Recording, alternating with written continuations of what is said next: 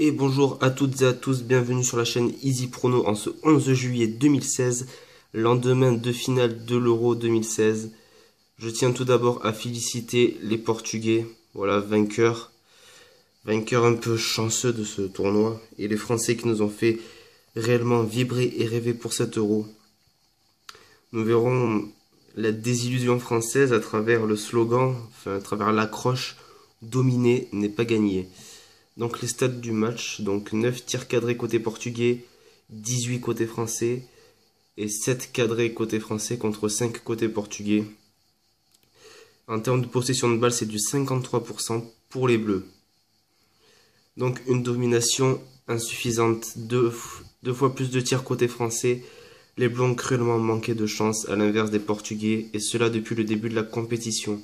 Avec un Rui Patricio dans un très bon jour et un Sissoko en feu, qui nous a vraiment démontré tout son talent. C'est vraiment dommage qu'il passe en seconde division anglaise. J'espère que Newcastle va accepter de le transférer. Ce match fut l'un des plus intéressants de cet Euro, malgré une sortie prématurée de la superstar Cristiano Ronaldo, touché à la 25e minute. Il a essayé de rester sur le terrain, on l'a vu partir en larmes du terrain. C'est une image pas très jolie pour le foot, mais bon voilà, c'est comme ça. Ce sont des choses qui arrivent. Donc la chance du champion.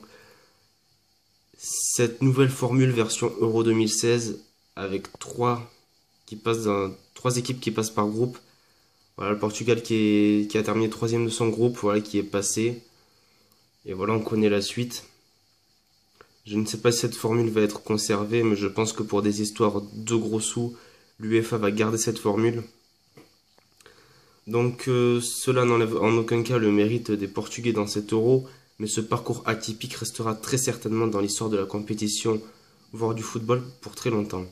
Avec un seul match gagné contre les Pays de Galles pendant les 90 premières minutes, c'est vrai que à chaque fois cela a été des victoires à l'arraché contre la Pologne, la Croatie et la France en finale.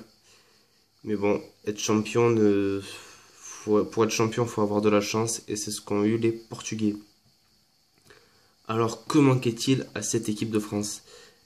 Si on devait retenir deux mots pour le futur, pour se consoler, ça serait Russie 2018. Voilà à quoi les Français doivent penser. Dans cet Euro, les stars tels que Griezmann, Pogba ont très bien répondu à l'appel. Mais rappelons leur jeune âge, 25 ans pour Griezmann, 24 ou 23 pour Pogba. Et Kanté qui reste très jeune. Dans 2 ans, ils auront pris de l'expérience, ils auront joué plus souvent ensemble, dont une aisance tactique accrue avec leurs coéquipiers en équipe de France. Donc un collectif qui sera sans doute mieux et plus huilé, comme on dit. Donc je vois bien la France parmi les favorites pour cette Coupe du Monde 2018.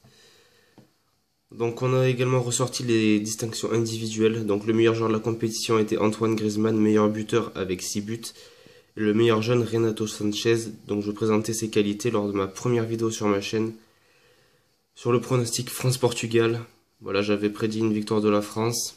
On est passé à très peu, je pense à Giroud, à Gignac, excusez-moi, la dernière minute qui frappe le montant.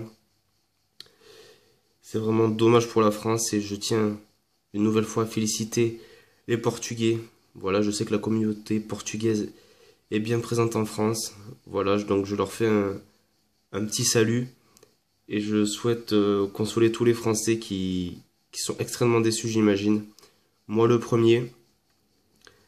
On essaiera donc d'attraper la seconde étoile en Russie. Ça sera tout pour cette vidéo. Donc on se retrouve très certainement dans la semaine pour une autre vidéo. Je vous dis à bientôt, c'était Easy Prono. Ciao.